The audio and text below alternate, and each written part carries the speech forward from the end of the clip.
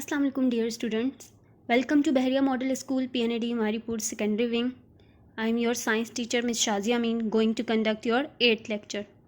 So students, as we started our chapter number 17 electricity, today we are going to study about the effects of an electric current.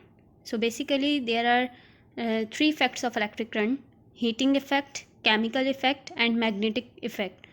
So out of which we are going to study about two of them, heating effect and chemical effect. So what are our learning objectives? To define heating effect and chemical effect of an electric current, to describe applications of these effects in daily life, to define electroplating and explain the process of electroplating. So what is heating effect of electric current? As we studied before, that when electrical charges move along the wire, they lost some of their energy, and this energy converted into heat energy. How? Because when these electrons or electrical charges lost their energy, this energy is absorbed by the atoms in the wire and they becomes vibrate more and the wire heats up. So the electrical energy is converted into heat energy. So greater the resistance of the wire, the greater the amount of heat produced. क्यों electrons अपनी energy loss करते हैं? Because of the resistance. So जितनी ज़्यादा resistance होगी wire में, उतनी ज़्यादा अमाउंट ऑफ हीट प्रोड्यूस होगी. This heating effect is used in common electrical appliances. Okay, so ये हीटिंग इफेक्ट जो है वो कहाँ यूज़ हो रहा होता है? डिफरेंट इलेक्ट्रिकल अप्लायंसेस को रन करने के लिए यूज़ हो रहा होता है, like iron, electrical kettle, electric heater, electric room heater, hair dryer, electric toaster, rice cooker and etc. So heating effect has very useful in electrical appliances, but the heating effect of electricity can be dangerous. Many house fires have been caused by overheated faulty electrical wires or appliances. बहुत सारी जो heating appliances हैं, अगर उनमें faulty wires जो है वो use हुई भी होती हैं या फॉल्टी इलेक्ट्रिकल अप्लायंस होती है, अगर उसमें बहुत ज़्यादा रेजिस्टेंस जो है वो क्रिएट हो गई है कि जिससे वायर इतनी ज़्यादा हीटअप हो जाती है कि वायर में आग लग जाती है. ठीक है, तो हीटिंग इफेक्ट जो है वो समटाइम्स डेंजरस भी होता है, बट मोस्ट ऑफ द और many of the electrical appliances safely convert electrical energy into heat energy.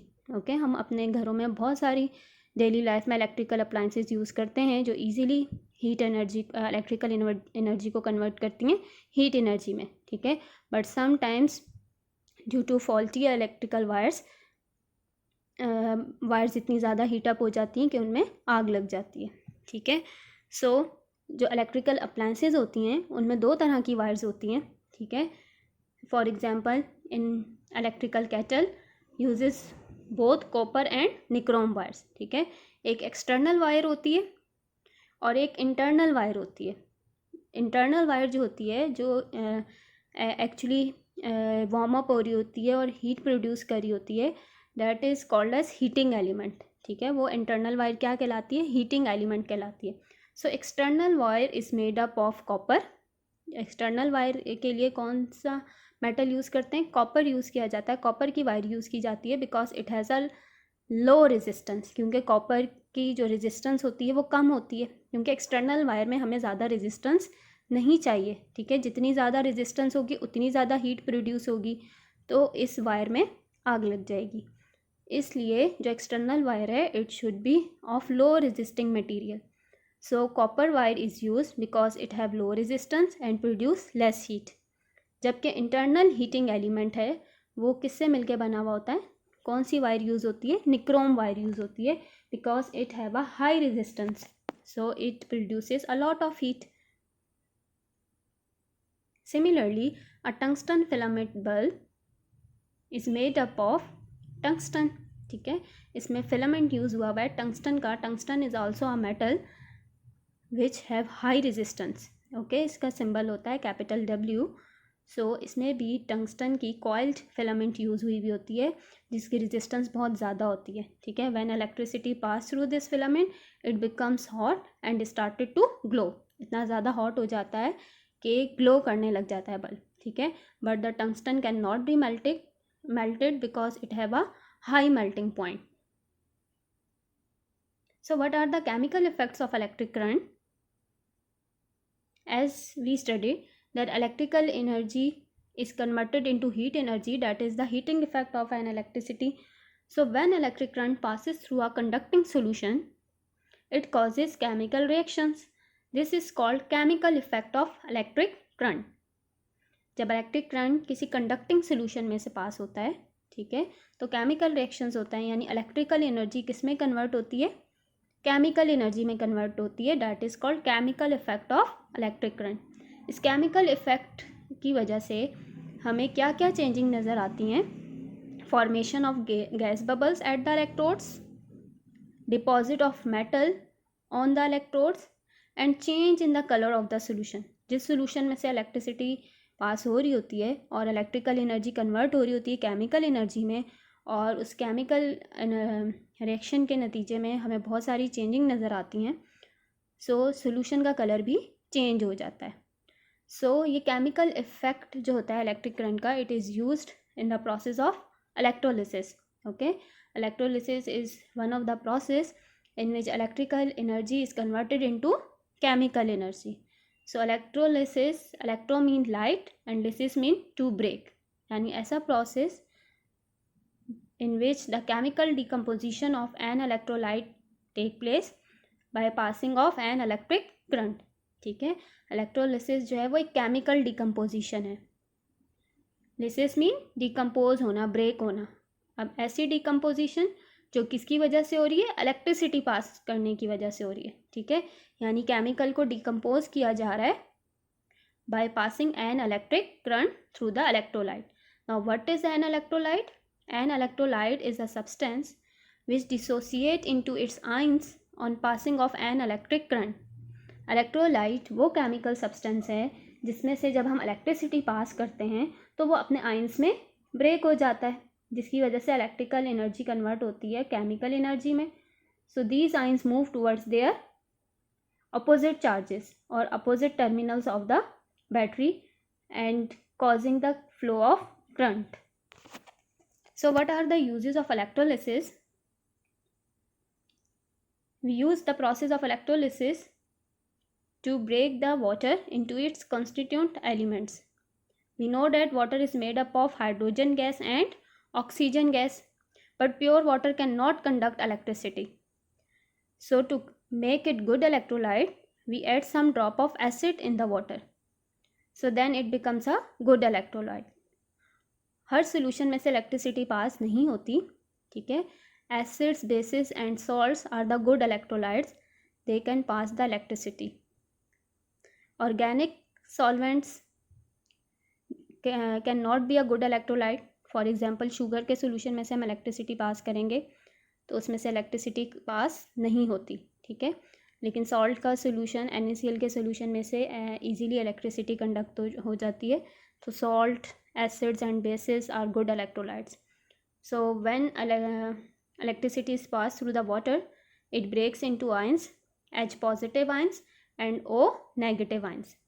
So positive ions जो हैं वो बैटरी के नेगेटिव टर्मिनल की तरफ मूव करते हैं और नेगेटिव आयंस बैटरी के पॉजिटिव टर्मिनल की तरफ मूव करते हैं. और एक इलेक्ट्रोड पे हमें हाइड्रोजन गैस नज़र आती है, उसके बबल्स नज़र आ रहे होते हैं, और दूसरे इलेक्ट्रोड पे हमें किसके बबल्स नज़र आते हैं? ऑक्सीजन गैस के बबल्स नज़र आते हैं. सो इलेक्ट्रोलिसिस के प्रोसेस से वाटर जो है उसको हमने ब्रेक कर दिया, ठीक है, इलेक्ट्रोलिसिस, ठीक है. वाटर को डिकम्पोज कर दिया हमने by the help of electricity. Means electrical energy किस में कन्वर्ट हुई? केमिकल एनर्जी में. Similarly the process of electrolysis is use for the extraction of metals. So कुछ some metals are exist in the form of compounds. For example, sodium and metals, sodium and aluminum are extracted from their compounds by the process of electrolysis. For example, sodium chloride, that is the NaCl, it is made up of sodium and chlorine. So अगर हमें इस NaCl में से sodium metal को extract करना है तो हम इस NaCl का सोल्यूशन बनाएंगे, ठीक है, और उस सोल्यूशन में से क्या पास करेंगे, इलेक्ट्रिसिटी पास करेंगे. सो NaCl is a good electrolyte. When electricity is passed through the solution of NaCl, then NaCl break downs into its ions, Na positive and Cl negative. ठीक है, अपने आइंस में ब्रेक हो जाएगा. अब पॉजिटिव आइंस यानी sodium ions move करेंगे battery की नेगेटिव टर्मिनल की तरफ, और क्लोराइड आइंस मूव करेंगे बैटरी की पॉजिटिव टर्मिनल की तरफ. सो एक इलेक्ट्रोड पे सोडियम मेटल डिपॉजिट होता चला जाएगा, और एक इलेक्ट्रोड पे क्लोराइड आइंस जो हैं वो after the loss of electrons chlorine gas में कन्वर्ट होते चले जाएंगे. ठीक है, तो एक इलेक्ट्रोड पे आपको नज़र आएगा गैस बबल्स बनते हुए, और दूसरे इलेक्ट्रोड पे सोडियम मेटल डिपॉजिट होता जाएगा. So this is the best way to extract a metal from their compounds. ठीक है, यानी एक कंपाउंड था पूरा NaCl का, उसमें से हमने सोडियम को एक्सट्रैक्ट कर लिया. इसी तरह अल्मोनियम को भी एक्सट्रैक्ट किया जाता है bye the help of electrolysis. Similarly, the most important process or use of or applications of electrolysis is the electroplating. Electroplating is the coating of one metal to another metal by the help of electrolysis to make the metal more attractive.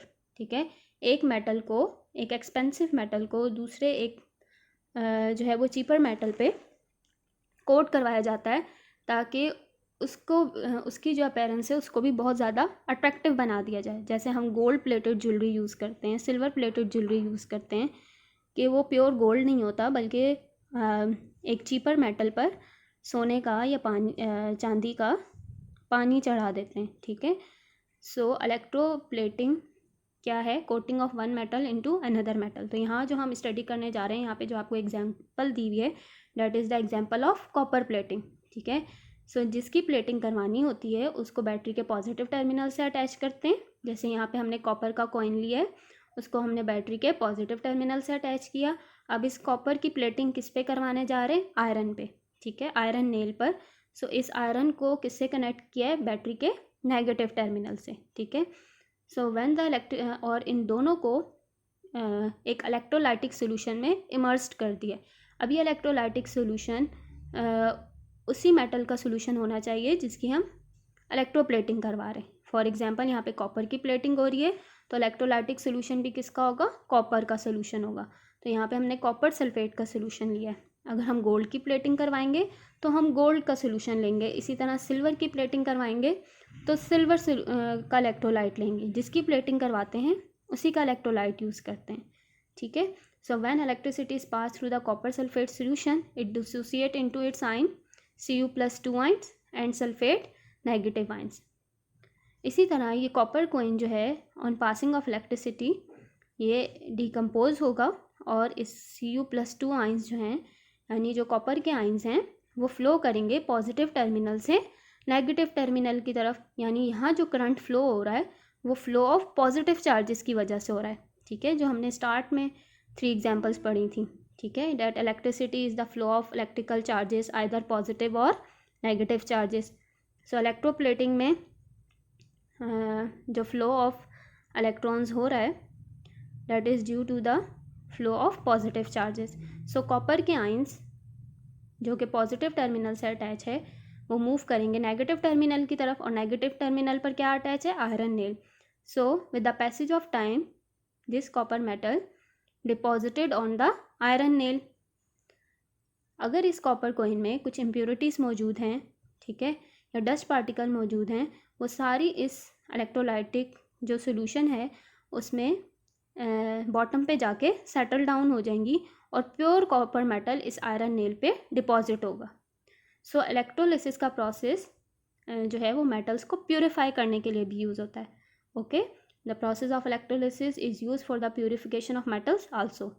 So you can see that we studied about the chemical effect of electricity, that the process of electrolysis is used for the electrolysis of water, extraction of metals and electroplating.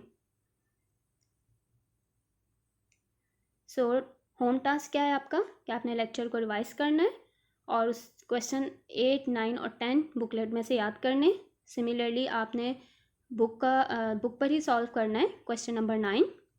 Diagrams बनानी है electric kettle की और electric bulb की question number 8 के साथ, और इसी तरह आपने फिगर ड्रॉ करनी है क्वेश्चन नंबर 10 पर, क्वेश्चन नंबर 10 के साथ पेज नंबर 205 पर इलेक्ट्रोप्लेटिंग की, और डू यू नो का क्वेश्चंस हैं पेज नंबर 202 पे और 204 पे, वो आपने सॉल्व करने।